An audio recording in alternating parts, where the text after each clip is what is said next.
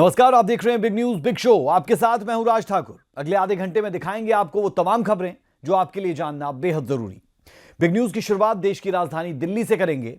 दिल्ली विधानसभा सत्र के दूसरे दिन राज्यपाल के अभिभाषण के दौरान विपक्ष ने हंगामा शुरू किया, जिसके बाद नेता विपक्ष आतिशी समेत कई विधायकों को पूरे दिन के लिए सस्पेंड कर दिया गया। विधानसभा में राज्यपाल के अभिभाषण के बाद दिल्ली की मुख्यमंत्री रेखा गुप्ता ने पिछली सरकार की शराब नीति पर कैग की रिपोर्ट्स विधानसभा में पेश की, जिस पर चर्चा के दौरान विपक्षी विधायकों ने आम आदमी पार्टी पर कई गंभीर आरोप लगाए।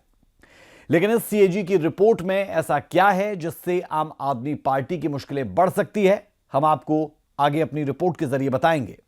इसके बाद अगली खबर असम के गुवाहाटी से है, जहां देश के प्रधानमंत्री नरेंद्र मोदी ने एडवांटेज असम 2.0 समिट का उद्घाटन किया। इस दौरान पीएम नरेंद्र मोदी ने कहा कि तमाम चुनौतियों के बावजूद दुनिया की निगाहें भारत की ओर हैं। भारत की युवा आबादी पर दुनिया को भरोसा है। इस कार्यक्रम में विदेश मंत्री एस जयशंकर समेत 60 से ज्यादा देशों के राजदूत और अंबानी अडानी समेत कई बड़े उद्योगपति मौजूद थे। इस दौरान पीएम नरेंद्र मोदी ने अपने संबोधन में और क्या कुछ कहा है वो भी आपको विशेष रिपोर्ट में बताएंगे। इसके बाद अगली खबर की तरफ रुख करेंगे, जो है भोपाल से। भोपाल में आयोजित इन्वेस्टर्स समिट में गृह मंत्री अमित शाह और केंद्रीय मंत्री मनोहर लाल शामिल हुए। इस दौरान मनोहर लाल ने कई बड़ी घोषणाएं की। इसमें भोपाल मेट्रो को बढ़ावा देना, सस्ते दर पर मकान, उद्योगपतियों को सिंगल विंडो सिस्टम का लाभ देना शामिल है। इसके बाद हमारी अगली खबर सिख दंगे के आरोपी सज्जन कुमार को लेकर है। राउज एवेन्यू कोर्ट की विशेष जज कावेरी बावेजा ने सज्जन कुमार को उम्र कैद की सजा सुनाई। बता दें, सज्जन कुमार को 12 फरवरी को दोषी ठहराया गया था। कोर्ट ने 21 फरवरी को सजा पर फैसला सुरक्षित रख लिया था। इन तमाम खबरों के बाद बात हरियाणा की करेंगे, जहां मुख्यमंत्री नायब सैनी निकाय चुनाव में कमल खिलाने की तैयारी में जुटे हैं। पानीपत पहुंचे नायब सैनी ने मेयर का नामांकन दाखिल करवाया। इसके बाद करनाल में भी नायब सैनी ने जनसभा को संबोधित किया। इस दौरान नायब सैनी ने अपनी सरकार की उपलब्धियां भी गिनवाई और कांग्रेस को घेरते हुए क्या कुछ उनकी तरफ से बातें कही गई, आपको वो भी हम दिखाएंगे अपनी रिपोर्ट में। तो चलिए शुरुआत करेंगे बिग न्यूज बिग शो की। आप बने रहे हमारे साथ।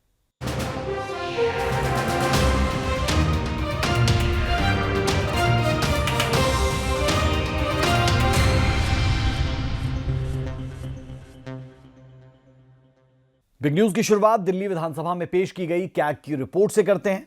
सीएम रेखा गुप्ता ने कैग की रिपोर्ट पेश करते हुए पिछली सरकार पर कई गंभीर आरोप लगाए। रिपोर्ट के मुताबिक पिछली सरकार की नई शराब नीति से सरकारी खजाने को 2000 करोड़ रुपए से ज्यादा का नुकसान हुआ है। यह रिपोर्ट देखिए।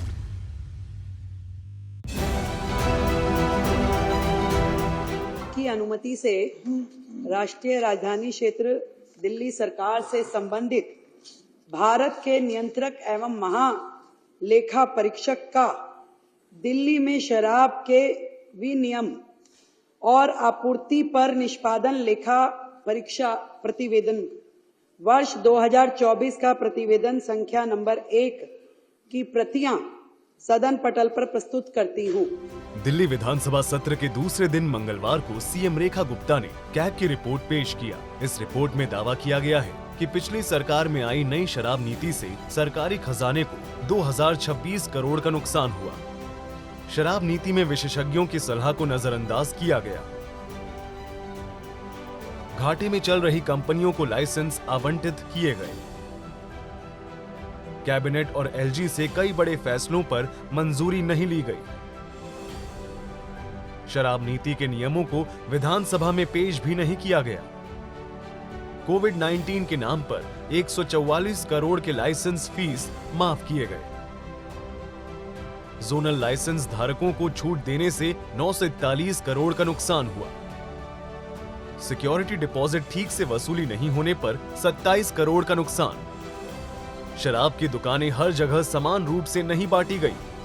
शराब नीति पर कैग की रिपोर्ट पेश होने के बाद चर्चा के दौरान बीजेपी विधायकों ने आरोप लगाया कि जिस समय देश और दुनिया कोरोना महामारी से जूझ रही थी, उस समय शराब नीति में घोटाले की योजना बनाई गई थी। कैग रिपोर्ट के संबंध में न्यायपालिका को फैसले और निर्देशों का विधायिका द्वारा ना माना जाना अपने आप में शर्मनाक है और संगीन अपराध भी है। इस बात की पुष्टि आपने भी की है, लेकिन इस अपराध का दंड कौन झेलेगा? कौन लोग कसूरवार थे? जो लोग कसूरवार थे वो सदन से आज बाहर चले गए, क्योंकि वो कल से इस बात से डर रहे थे कि कैग की रिपोर्ट आएगी और उनके पास कोई जवाब नहीं होगा। तभी वो बाबा साहब जी का चित्र अपने पर्सों में, अपनी जेब में छुपा कर लाए थे। ये भी एक अपराध की श्रेणी में आता है। उनको इसके लिए भी उनको दंडित किया जाना चाहिए। बता दें कि विधानसभा में कुल 14 पेंडिंग कैग रिपोर्ट रखे जाने हैं, लेकिन मंगलवार को सिर्फ शराब नीति पर कैग की रिपोर्ट रखी गई है। इसकी जानकारी विधानसभा स्पीकर ने दी है। साथ ही ये बताया कि आने वाले दिनों में बाकी बची कैग की रिपोर्ट पेश होगी। यह बहुत ही खुशी की बात है कि नई सरकार द्वारा माननीय उच्च न्यायालय के निर्देश के मद्देनजर और अपनी जिम्मेदारी को समझते हुए दिल्ली की जनता के प्रति पहले ही सत्र में पहले ही दिन आज सीएजी रिपोर्ट को सदन पटल पर प्रस्तुत किया जा रहा है। मुझे उम्मीद है कि सीएजी रिपोर्ट में दिए गए निष्कर्षों और सार्थक सकारात्मक विचार विमर्श करेंगे। आपको बता दें कि शराब नीति और कैग की रिपोर्ट का मुद्दा विधानसभा चुनाव में खुद जोर शोर से उठा था। दिल्ली में कमल खिलने के बाद देश के प्रधानमंत्री नरेंद्र मोदी ने वादा किया था कि विधानसभा सत्र की शुरुआत में कैग की रिपोर्ट पेश की जाएगी और पिछली सरकार का काला चिट्ठा खोला जाएगा। ब्यूरो रिपोर्ट, सूर्या समाचार। विधानसभा सत्र के दूसरे दिन राज्यपाल के अभिभाषण के दौरान विपक्ष का हंगामा देखने को मिला, जिसके बाद नेता विपक्ष आतिशी समेत आम आदमी पार्टी के 21 विधायकों को दिन भर के लिए सस्पेंड कर दिया गया। इस दौरान एलजी ने सरकार के विजन की जानकारी भी दी। ये रिपोर्ट देखें।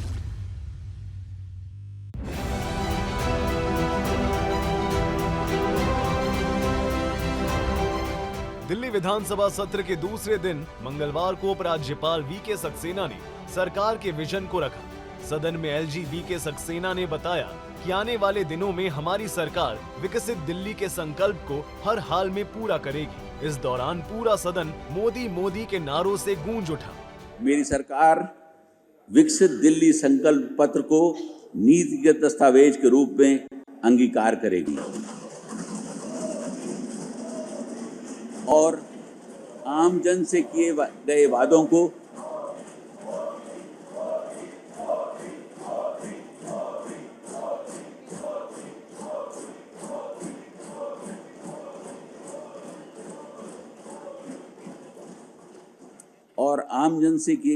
को पूरा करने के साथ ही उनकी उम्मीदों पर खरा उतरने की दिशा में आगे बढ़ेगी। यह नीति की दस्तावेज वर्तमान सरकार की सर्वोच्च प्राथमिकता होगी। इस संबंध में सभी विभागाध्यक्षों को 100 दिवसीय कार्य योजना बनाकर विकास की रूपरेखा बनाने के निर्देश दिए गए हैं। मेरी सरकार ने मंत्रिमंडल की पहली बैठक में ही भारत के नियंत्रक एवं महालेखाक परीक्षक की रिपोर्टों को संविधान के पटल पर रखे जाने का निर्णय लिया है, जिससे पिछली सरकार की प्रशासनिक कमियों को जानने और उन्हें दूर करने का मार्ग प्रशस्त होगा। आने वाले कुछ महीनों में मेरी सरकार की पहली प्राथमिकता सड़कों, नालियों, सीवर लाइनों, स्वास्थ्य सुविधाओं तथा पीने के पानी की समस्याओं को दूर करने की होगी। साथ ही मेरी सरकार अब तक की लचर और भ्रष्ट प्रशासनिक व्यवस्था, जिसको विज्ञापनों के मायाजाल ने छुपा रखा था, उसे तत्काल प्रभाव से भ्रष्टाचार मुक्त कर सुदृढ़ और सुचारू बनाएगी। दिल्ली चुनाव में यमुना की सफाई, वायु प्रदूषण, महिलाओं को सम्मान, जहां झुग्गी वहां मकान, आयुष्मान भारत योजना इत्यादि मुद्दों की गूंज खूब सुनाई दी थी। अब उपराज्यपाल वीके सक्सेना ने सदन को बताया कि इस दिशा में कदम उठाए जा रहे हैं। पहले दिन से ही मेरी सरकार यमुना की सफाई तथा वायु प्रदूषण की समस्या से निपटने के लिए अल्प, मध्यम तथा दीर्घकालीन योजनाओं के तहत काम करेगी।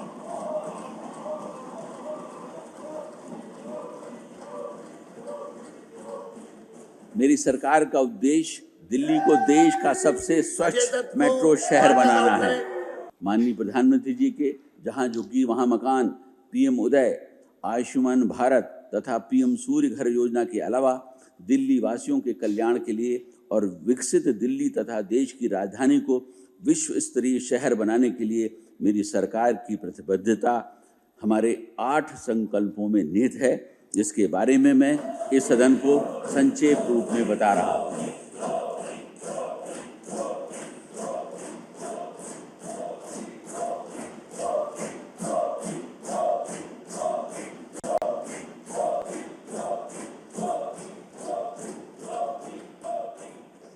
मेरी सरकार ने कैबिनेट की पहली बैठक में ही दिल्ली में आयुष्मान भारत योजना को लागू करने का फैसला ले लिया है। इसके तहत 5 लाख तक का मुफ्त इलाज केंद्र सरकार द्वारा तथा 5 लाख तक का अतिरिक्त मुफ्त इलाज मेरी सरकार द्वारा कराया जाएगा। इस प्रकार यह सुनिश्चित होगा कि प्रत्येक लाभार्थी को 10 लाख रुपए तक का मुफ्त इलाज प्राप्त हो सके। हर गरीब महिला को प्रतिमाह 2,500 रुपए दिए जाएंगे। हर गर्भवती महिला को 21,000 रुपए की आर्थिक मदद और 6 पोषण किट दिए जाएंगे।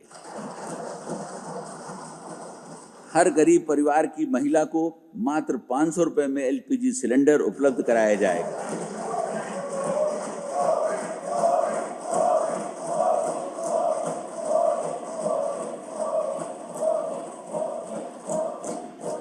तथा होली एवं दिवाली के अवसर पर एक LPG सिलेंडर मुफ्त दिया जाएगा।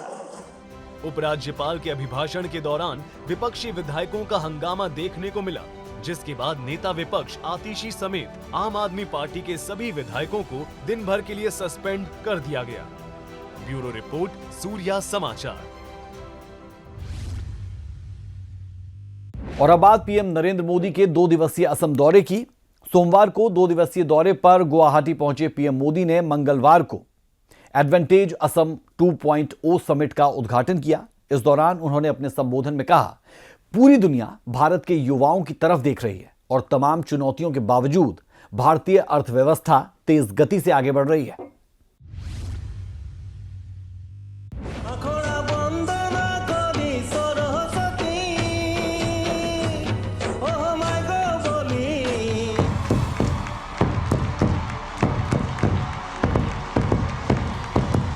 प्रधानमंत्री नरेंद्र मोदी 2 दिन के असम दौरे पर थे। मंगलवार को पीएम मोदी ने गुवाहाटी में एडवांटेज असम 2.0 समिट का उद्घाटन किया।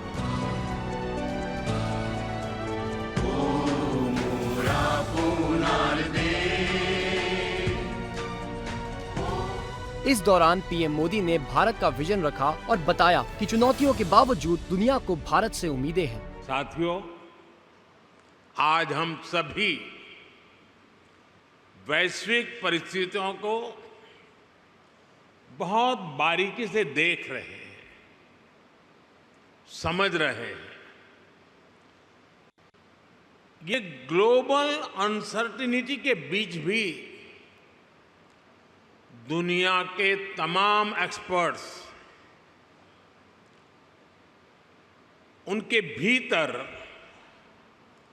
एक बात को लेकर सर्टेनिटी है, और वो सर्टेनिटी है भारत के तेज ग्रोथ को लेकर। भारत पर इस भरोसे का बहुत ठोस कारण है। आज का भारत आने वाले 25 साल की इस 21वीं शताब्दी के लॉन्ग टर्म विजन को ध्यान में रखते हुए एक के बाद एक कदम उठा रहा है, व्यापक स्तर पर काम कर रहा है। आज दुनिया का भरोसा भारत की युवा आबादी पर है। समिट को संबोधित करते हुए पीएम मोदी ने आगे कहा कि आज भारत लोकल सप्लाई चेन को मजबूत कर रहा है, दुनिया के अलग अलग रीजन्स के साथ फ्री ट्रेड एग्रीमेंट कर रहा है। ईस्ट एशिया के साथ हमारी कनेक्टिविटी और बेहतर हुई है।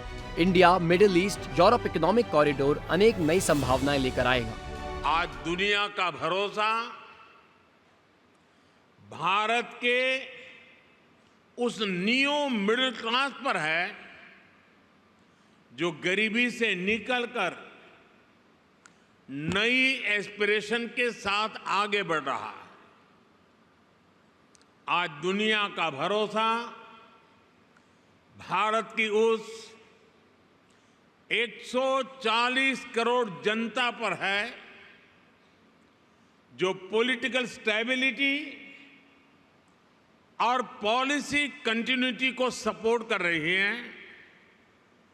आज दुनिया का भरोसा भारत की उस गवर्नेंस पर है जो लगातार रिफॉर्म कर रही है। आज भारत अपनी लोकल सप्लाई चेन को मजबूत कर रहा है। आज भारत दुनिया के अलग अलग रीजन्स के साथ फ्री ट्रेड एग्रीमेंट्स कर रहा है। ईस्ट एशिया के साथ हमारी कनेक्टिविटी लगातार सशक्त हो रही है और नया बन रहा India middle east Europe economic corridor भी अनेक नई संभावनाएं लेकर आ रहा है।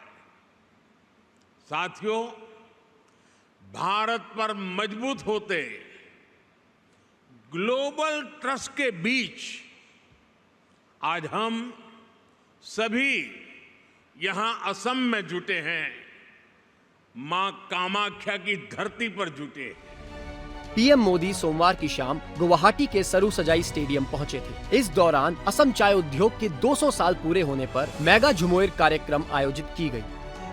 भारत रे पूर्व दिखर सूर्य उठा दे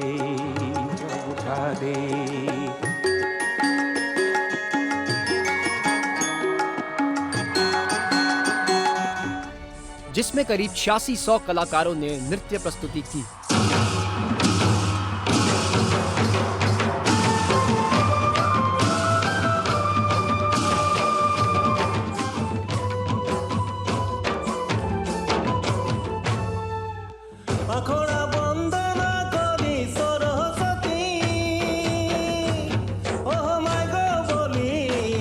इस दौरान पीएम मोदी ने स्टेज पर ड्रम भी बजाया।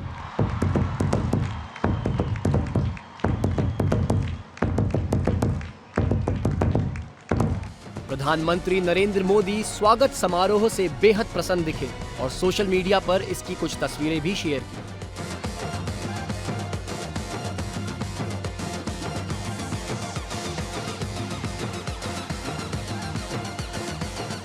असम दौरे पर पहुंचे पीएम के साथ कार्यक्रम में विदेश मंत्री एस जयशंकर समेत 60 देशों के मिशन प्रमुख भी शामिल हुए थे। बता दें कि एडवांटेज असम 2.0 समिट में टाटा समूह के अध्यक्ष नटराजन चंद्रशेखरन, रिलायंस चेयरपर्सन मुकेश अंबानी और अडानी समेत कई उद्योगपति शामिल हुए हैं। वहीं कार्यक्रम के समापन पर वित्त मंत्री निर्मला सीतारमण संबोधित करेंगी। ब्यूरो रिपोर्ट, सूर्या समाचार।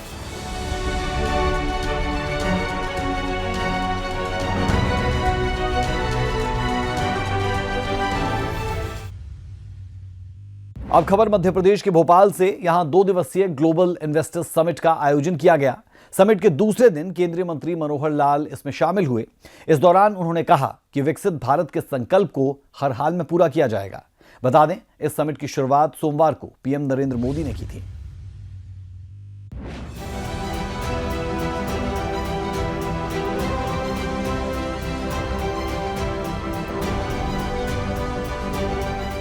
मध्य प्रदेश की राजधानी भोपाल में सोमवार से शुरू हुए 2 दिवसीय ग्लोबल इन्वेस्टर समिट के समापन समारोह में केंद्रीय मंत्री मनोहर लाल शामिल हुए। कार्यक्रम को संबोधित करते हुए उन्होंने कहा कि शहरों के विकास के लिए अर्बन मोबिलिटी का अच्छा होना और सस्ते मकान जरूरी है। रियल एस्टेट सेक्टर में डेवलपमेंट के लिए जो भी सुझाव मिलेंगे, केंद्र सरकार उन पर काम करेगी। भोपाल की मेट्रो की थोड़ी और डिमांड आई हुई है, बहुत जल्दी उनको पूरा करेंगे और जितनी डिमांड जाएगी, खास करके इन 2 शहरों का मैं कह रहा हूं कि उस डिमांड को हम पूरा करेंगे। और उसके साथ साथ टीओडी पॉलिसी, जो विजय वर्गीय जी ने भी जिसका उल्लेख किया है कि टीओडी पॉलिसी के कारण से हम जो अर्बन मोबिलिटी के साधनों को भी सीमित रख करके अपना काम कर सकते हैं कि उसके 500 मीटर के अंदर 800 मीटर के अंदर अथवा 1 किलोमीटर के अंदर हम अधिक से अधिक आवासीय और वो भी खास करके अफोर्डेबल हाउसिंग उसके प्रोजेक्ट ज्यादा खड़ा करेंगे तो लोगों को सस्ता मकान, आज मकान उपलब्ध कराना ये बात ठीक है, लेकिन सस्ता मकान कैसे उपलब्ध कराया जाए, इसके लिए ये जो मोबिलिटी का जो एक प्रकार है ये बहुत उपयोगी होता है। प्रधानमंत्री जी ने घोषणा की है कि जितने भी जिनके सर पर छत नहीं है ऐसे लोगों को प्रधानमंत्री आवास योजना के अंतर्गत मकान दिए जाएं। मुझे खुशी है कि मध्य प्रदेश ने पिछला जो 1 करोड़ का हमारा टारगेट था उसमें लगभग 9 लाख मकान जो है बनाने की योजना दी थी, 9 लाख मकान बनाए हैं। हालांकि मध्य प्रदेश की आबादी, शहरी आबादी, टोटल देश की शहरी आबादी का मात्र 6% है, लेकिन 6 के बाद भी 9.5 लाख, 6 लाख की बजाय 9.5 लाख बनाए, इसके लिए मध्य प्रदेश को मैं बधाई देता हूं। पावर डिपार्टमेंट के माध्यम से लगभग 2.5 लाख करोड़ रुपए के और MOUs हुए हैं। 2.5 लाख, वैसे तो अपने आप में एक रिमार्केबल ये जो इन्वेस्टर्स की अपॉर्चुनिटीज हैं मध्य प्रदेश में, इसी 2 दिन के कार्यक्रम में 22.5 लाख करोड़ रुपए के MOUs हुए हैं। 22.5 लाख करोड़ रुपए, इट इज यानी रिमार्केबल अचीवमेंट। तो इस सबको यहां जितने भी इन्वेस्टर्स बैठे हैं, डेवलपर्स बैठे हैं, वो सब इसमें आगे बढ़ें। हर प्रकार के जो बेनिफिट हैं आपको ये बताए जाएंगे, दिए जाएंगे, और किसी प्रकार की कोई कठिनाई और कमी आने पर हमेशा सरकार आपके द्वार खड़ी है। हमारे कैलाश विजयवर्गीय जी ने कहा कि पहली बार विधायक बना और पहली बार ही मुख्यमंत्री बन गया, लेकिन बहुत लोगों को ये पता नहीं है इस सारे क्रम में, इस काम को अंजाम देने में अगर सबसे ज्यादा किसी का बड़ा हाथ है तो श्री कैलाश विजयवर्गीय जी का है। वहीं कार्यक्रम के बाद केंद्रीय मंत्री मनोहर लाल पत्रकारों से रूबरू हुए। इस दौरान उन्होंने कई अहम मुद्दों पर जानकारी दी। देखिए, फर्स्ट प्रायोरिटी हमारी है भोपाल और इंदौर, क्योंकि भोपाल की जो आबादी है मुझे लगता है कि शायद 25 लाख से ऊपर है, और इंदौर की भी लगभग ऊपर है। अभी तक अनुभव ये है कि जहाँ की आबादी 25 लाख से 35-40 लाख हो जाती है, वहीं फिजिबिलिटी मेट्रो की ज्यादा होती है। डिमांड हम सबकी ले रहे हैं, लेकिन उसमें लो कॉस्ट कोई ऐसा मोबिलिटी का जो साधन है, अर्बन मोबिलिटी का क्या हो सकता है, क्योंकि इसकी फिजिबिलिटी, वायबिलिटी बहुत जरूरी है। अगर वायबिलिटी नहीं निकलती तो प्रदेश सरकार को बहुत पड़ता है। इन दोनों शहरों में जो और एक्सपेंशन के विषय सबसे पहले प्रायोरिटी की वो है भोपाल एंड इंदौर। यहाँ जितनी आवश्यकता है वो करेंगे, उसके बाद अगले शहरों को जो डिमांड है। आपको बता दें कि सोमवार को प्रधानमंत्री नरेंद्र मोदी ने ग्लोबल इन्वेस्टर समिट का शुभारंभ किया था, जिसमें MP में निवेश करने वाले निवेशकों से भी विचार विमर्श किया गया। दरअसल ये 2 दिवसीय समिट मध्य प्रदेश में निवेश के अवसर पर केंद्रित है। समिट में देश विदेश से कई बड़े उद्योगपति और विदेशी प्रतिनिधि शामिल हुए। ब्यूरो रिपोर्ट, सूर्या समाचार। और अब बात उस खबर की जिसके फैसले का इंतजार दशकों से किया जा रहा था। साल 1984 सिख दंगे के आरोपी सज्जन कुमार को कोर्ट ने उम्र कैद की सजा सुना दी है। दिल्ली के राउज एवेन्यू कोर्ट ने इस फैसले को सुनाया है। बता दें, सरस्वती विहार इलाके में पिता पुत्र की हत्या मामले में सज्जन कुमार दोषी पाए गए हैं।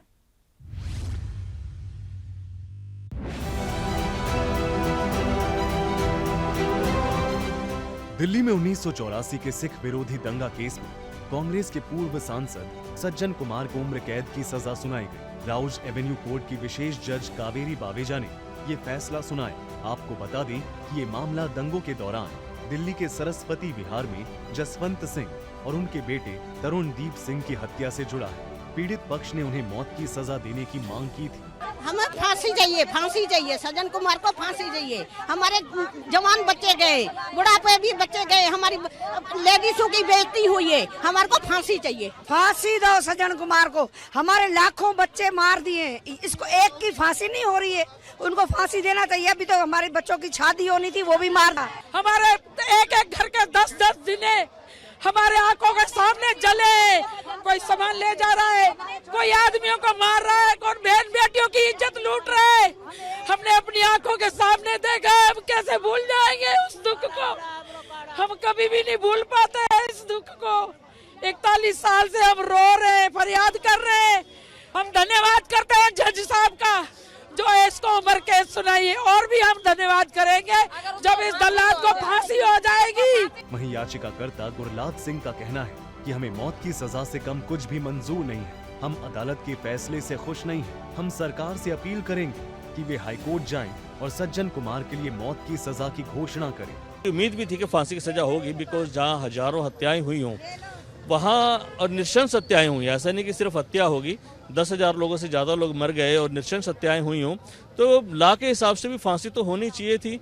बट शायद उनकी उम्र को देखते हुए सज्जन कुमार की शायद कोर्ट ने फैसला लिया हो। लेकिन हम सरकार के पास जाएंगे और उन्हें दरखास्त करेंगे कि वो अपील में जाएं, हायर कोर्ट जाएं, और इस आदमी के लिए फांसी से कम कोई सजा नहीं होनी चाहिए और कोई है भी नहीं। वहीं सज्जन कुमार को उम्र कैद की सजा सुनाए जाने पर एडवोकेट एच.एस. फुल्का का कहना है कि आजीवन कारावास भी बहुत बड़ी बात है। उम्र कैद की सजा है, और दूसरा जो घरों को जलाया इन पीड़ितों के भी, और बाकी भी जो घरों को जलाया, घरों को लूटा, 436 उसमें भी ये उम्र कैद की लाइफ इम्प्रिजनमेंट की सजा है। और मगर ये जो 2 लाइफ इम्प्रिजनमेंट की सजा है, ये भी बहुत बड़ी बात है। आपको बता दें, सज्जन सिंह से पहले सिख विरोधी दंगे में 448 आरोपियों को सजा सुनाई गई, 52 को उम्र कैद की सजा हुई। वहीं 3 लोगों को 10 साल से अधिक की सजा सुनाई गई। ड्यूटी में लापरवाही के लिए 6 पुलिस कर्मियों को भी सजा का ऐलान हुआ। इसके साथ ही सिख विरोधी दंगे में 5 मामले ट्रायल चल रहे हैं, 240 अनट्रेस मामले हैं। आपको बता दें कि मामले में सज्जन कुमार को 12 फरवरी को दोषी ठहराया गया था। कोर्ट ने 21 फरवरी को सजा पर फैसला सुरक्षित रख लिया था। वे इस समय दंगों से जुड़े एक अन्य मामले में तिहाड़ जेल में बंद हैं और उम्र कैद की सजा काट रही हैं। सूर्या समाचार के लिए दिल्ली से विनय सिंह की रिपोर्ट। और अब खबर हरियाणा निकाय चुनाव को लेकर, जिसमें बीजेपी का कमल खिलाने को लेकर मुख्यमंत्री नायब सैनी ने अपनी पूरी ताकत झोंक दी है। पानीपत और करनाल में सीएम सैनी के 2 दिवसीय दौरे हुए। इस दौरान उन्होंने अपनी सरकार की उपलब्धियां गिनवाई और कांग्रेस पर जमकर जुबानी हमले भी किए।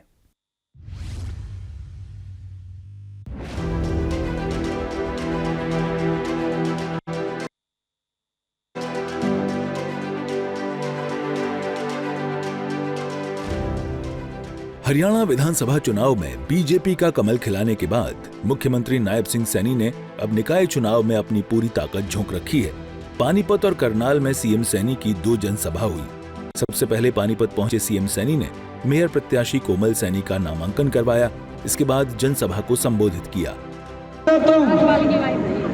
ये लोगों का गठबंधन है, इंटरनल आम आदमी पार्टी और कांग्रेस का।